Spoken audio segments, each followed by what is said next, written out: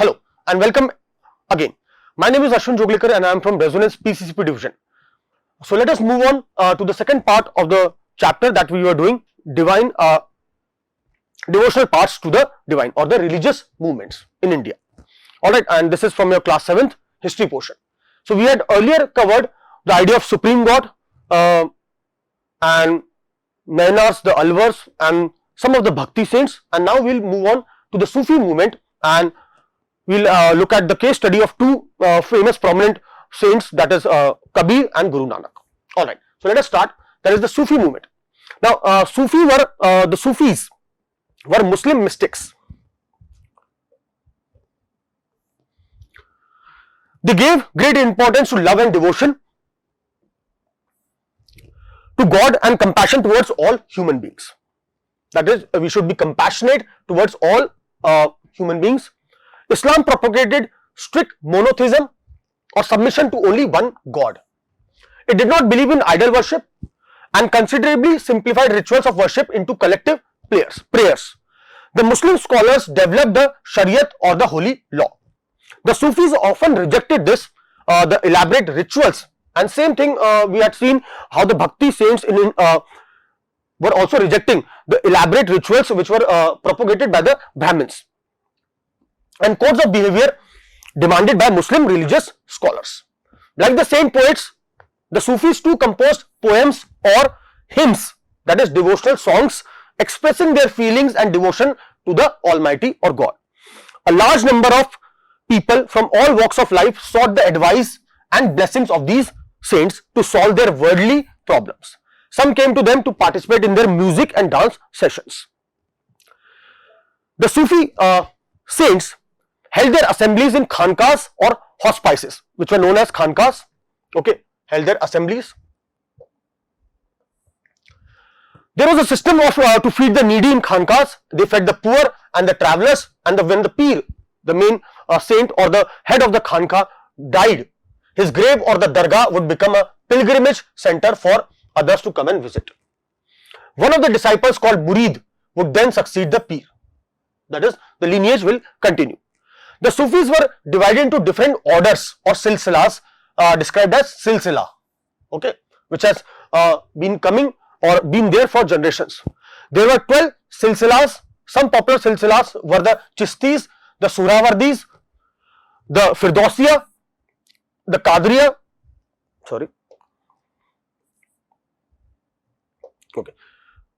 the Qadriya, the Naqshbandish and the Kalandariya.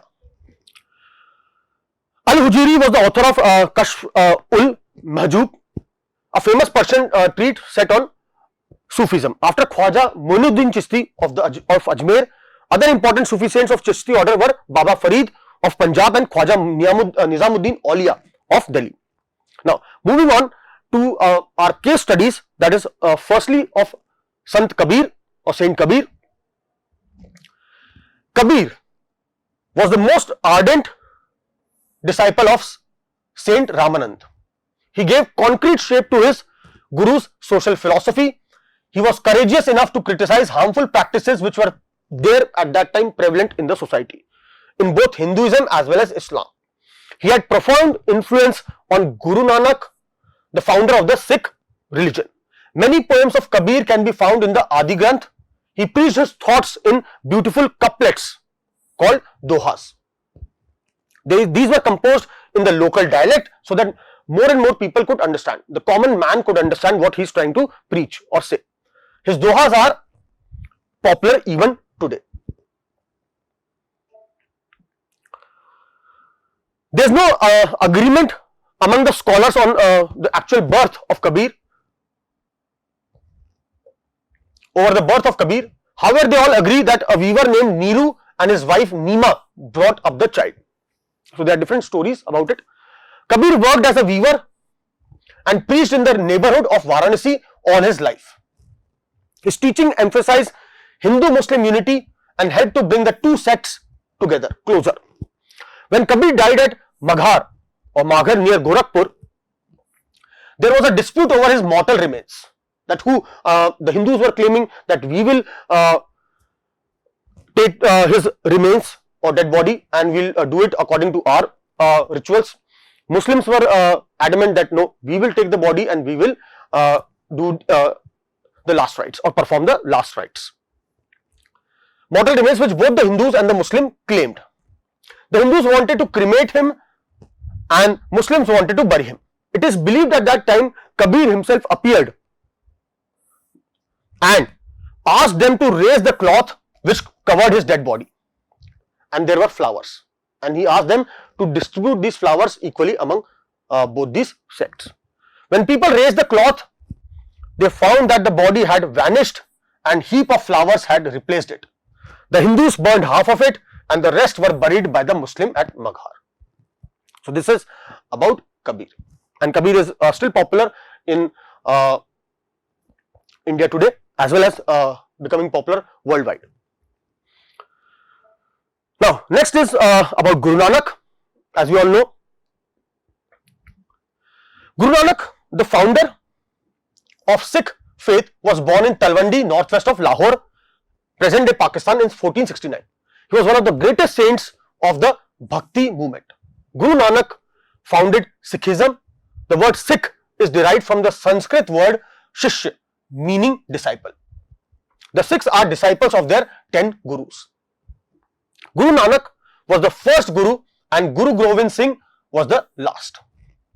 In 1496, he had an extraordinary spiritual experience, that is enlightenment, how probably Buddha had. After which he travelled extensively to spread the message of love and brotherhood among the people. Guru Nanak preached through kirtans, bhajans, that is devotional songs, and ragas, and people flocked to listen to him. His hymns, that is again devotional songs, and songs were compiled in a book called Adi Granth. He established sangats, or where people could sit together to listen to the Guru. Sangat and pangats, where people could eat together in langar or free community kitchen, that is still prevalent or still practiced in all of the major gurudwaras in the country. A few days before his death, he called a congregation of his followers and chose his disciple Angad as his successor. Guru Angad compiled the Adi Granth and organized the Gurumukhi, the script of the Punjabi language. The other gurus in order were Guru Amar Das, Guru Ramdas, Guru Arjan Dev, Guru Har Gobind, Guru Har Rai, Guru Har Krishan, Guru Tegh Bahadur and Guru Gobind Singh. The last Guru organized the Sikhs into a disciplined military order, that is the Khalsa. Sikhs into a disciplined military order of 6 saints called Khalsa, the pure. He established the 5 symbols of Sikhism, that is 5K,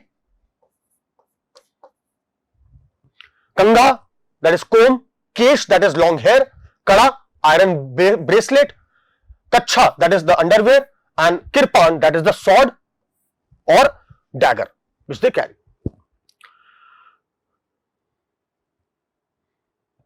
Now this is about the Reformation movement which happened in Europe. That is, in Europe during the 16th century also witnessed religious protest against the domination of the church, the papacy and the Orthodox Church. The movement is known in the history as the Protestant Reformation movement, and Martin Luther was one of the most important leaders who carried out this movement against the ill practices which were followed by or practiced by the Roman Catholic Church. So he wrote his 95 theses and other writings which were again indicating the ill practices which were followed by the Roman Catholic Church, and therefore this led to the start or beginning of the Protestant Reformation movement, which later on led to the division of Christianity into 2 sects, that is, one is Roman Catholic Church or Roman Catholics and one is Protestants. Alright, now we can look at the teachings of Kabir and Guru Nanak. Emphasize that there is one God, some call it Ram or some Rahim, believed in again monotheism or one God, emphasized Sumran, that is total devotion to God, taught that God lives not in temples or mosques but in the heart of every individual, conceived God as formless, Nirgun, Nirankar, and called him by various names such as Ram, Rahim, Rab, Hari and Gobind, promoted brotherhood among people, persuaded his followers to reject the caste system and inculcate the virtues of humility, charity, forgiveness and truthfulness. Again, he also rejected the caste system, discarded idolatry, that is worship of images or idols, discarded discrimination based on religion, reaffirmed the ethical ideas of human equality, saying there was no distinction between human beings. All human beings are equal. He preached to all without any distinction of caste, creed or color. Ridiculed all the evil practices such as sati, the parda system and the superiority of the Brahmins. Condemned superstitions and considered them as a mark of cultural backwardness. He educated people to distinguish superstitions from religious values. Some common teachings of the Bhakti saints and of the Sufi saints. Again, gaining true knowledge from a guru will lead to the salvation or teacher in order to attain salvation. Devotion to one God, monotheism, equality irrespective of your caste, color or creed, brotherhood, virtues of kindness and purity of heart and mind. There is only one God. Different religions are different paths to the same God. So different religions are following this path to the same God. Manzil sabki ek hai. Therefore, all religions should be respected. God is almighty and all men are his children.